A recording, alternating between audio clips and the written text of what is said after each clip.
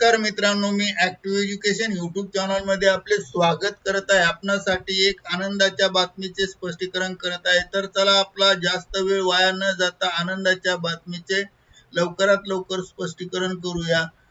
तर पहा बातमी, आजची महत्त्वाची बातमी, आनंदाची मोठी बातमी। पेन्शनधारकांना ही योजना लागू, भविष्याची चिंता संपली, कुटुंबांना मिळणार 5 मोठे लाभ।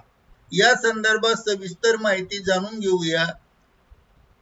नमस्कार मित्रांनो, ऍक्टिव्ह एज्युकेशन यूट्यूब चॅनल मध्ये आपले स्वागत आहे। खाजगी आणि संघटित क्षेत्रात काम करणाऱ्या कर्मचाऱ्यांसाठी व सर्व नोकरदारांसाठी आणि पेन्शनधारकांसाठी आनंदाची आणि मोठी बातमी आहे। केंद्र सरकारने जुन्या EPS 95 योजनेच्या जागी अधिक गतिमान, पारदर्शक अशी नवीन योजना आणली आहे आणि ती योजना आणली आहे ती EPS 2026 म्हणून ओळखल्या जाते आहे। आणि म्हणून 2026 मध्ये EPS 2026 प्रणाली कार्यान्वित केली आहे। या नवीन नियमामुळे आता पेन्शन 20 दिवसात मंजूर होणार आहे। उशीर झाल्यास 12% व्याज दराने पैसे मिळणार आहे। शिवाय कुटुंबाला 5 मोठे सुरक्षा लाभ देखील जाहीर करण्यात आले आहेत। चला तर मग पाहूया या ऐतिहासिक बदलाच्या संदर्भातील सविस्तर बातमीचे स्पष्टीकरण या व्हिडिओच्या माध्यमातून पाहूया। त्या अगोदर आपण जर ऍक्टिव्ह एज्युकेशन यूट्यूब चॅनलवर नवीन असाल तर चॅनलला लाईक, शेअर आणि सबस्क्राईब करायला विसरू नका। तर चला पाहूया स्पष्टीकरण। नमस्कार मित्रांनो, पेन्शनधारकांनो, भविष्याची चिंता संपली, EPS 2026 आली आहे।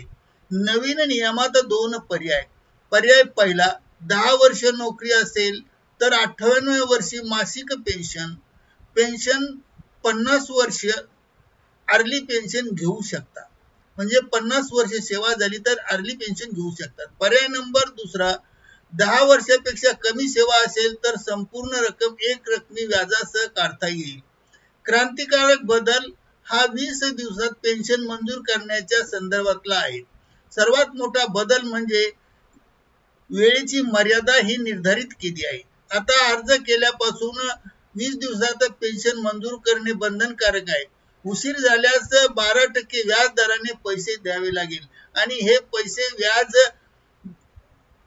देणारे किंवा हे पैसे जे आहेत व्याज देण्याचे उशीर झाला ते पैसे दोषी अधिकाऱ्यांच्या पगारातून कापले जाईल किंवा वेतनातून कपात होईल। कुटुंबाला 5 मोठे लाभ देण्यात आले आहेत। ही योजना फक्त कर्मचाऱ्यांसाठीच नाही तर कुटुंबियासाठी सुद्धा आहेत। या भविष्यात कुटुंबाचे सुरक्षित 5 प्रमुख फायदे या योजनेमध्ये दिले आहेत।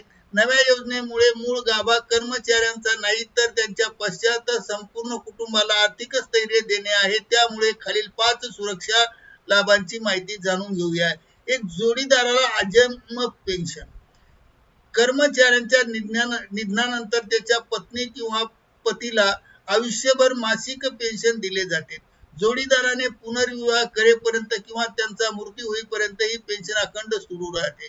दुसरा फायदा, बालकांसाठी आर्थिक सहाय्य। जोडीदारा व्यतिरिक्त मृत सदस्यांच्या 2 मुलांना वयाची 25 वर्षे पूर्ण होईपर्यंत दरमहा पेन्शन मिळते। ही रक्कम मूळ पेन्शनच्या 25% दिली जाते।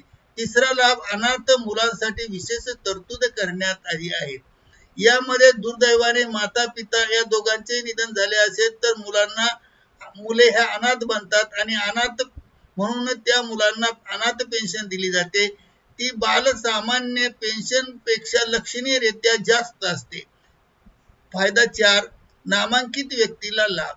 कर्मचारी अविवाहित असल्यास किंवा त्याला कुटुंब नसल्यास त्याने ई-नॉमिनेशन फॉर्मद्वारे नियुक्ती केलेल्या व्यक्तीला आयुष्यभर पेन्शनचा लाभ मिळतो। 5, वृद्धापकाळांना आधार। मृत कुटुंबाच्या मुले मुली नॉमिनेशन नसल्यास त्याच्यावर अवलंबून असणाऱ्या वृद्धापकाळांना किंवा वृद्ध पालकांना पेन्शन देऊन आधार दिला जातो। KYC आणि अर्ज। मोबाईलवर EPFO पोर्टल। लक्षात ठेवा, KYC आणि UAN ऑन आधार लिंक अनिवार्य आहे।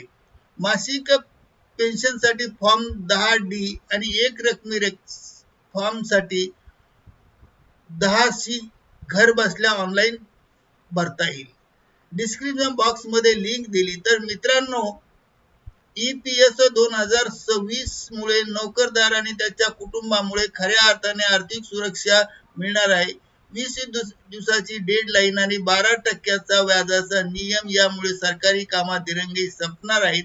आणि हा व्हिडिओ सर्व नोकरदार मित्रांपर्यंत आणि पेन्शनधारकांपर्यंत नक्की शेअर करा. अशातच महत्त्वाची शासन निर्णय आणि सरकारी योजनेचा अपडेटसाठी ॲक्टिव्ह एज्युकेशन यूट्यूब चॅनलला सबस्क्राईब करा, लाईक करा आणि बेल आयकॉनला प्रेस करा, म्हणजे नवनवीन अपडेट वेळीच तुम्हाला प्राप्त होतील. धन्यवाद. Thank you very much for watching this video.